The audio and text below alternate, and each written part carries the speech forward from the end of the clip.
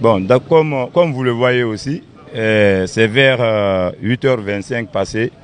J'ai reçu le coup d'appel de mon chef secteur concerné, comme quoi il y a eu un accident juste au carrefour qui sépare mon quartier à celui de Ratoma Centre. Donc du coup je me suis rendu sur le lieu, effectivement j'ai fait le constat aussi et il se trouve que cet accident-là, les détails que j'ai reçus ici, que le camion remontait de ce côté et il y avait aussi le train qui arrivait. Donc arrivé au carrefour, il y a eu cette collision entre ces deux engins.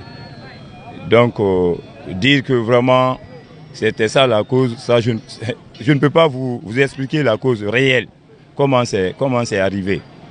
Mais tout ce que je peux dire, d'une part, il y a eu de négligence au niveau de la société de train.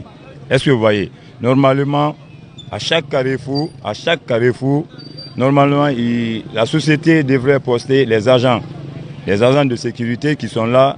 Si une fois que le train est à 100 mètres du carrefour, c'est-à-dire ces agents-là se lèvent et signalent aux autres passagers pour dire qu'il y a le train qui arrive.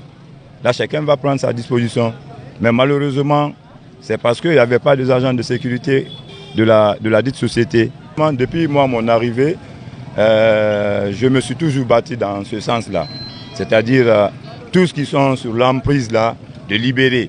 Mais vous savez, la gestion de la population à la base, ce n'est pas facile.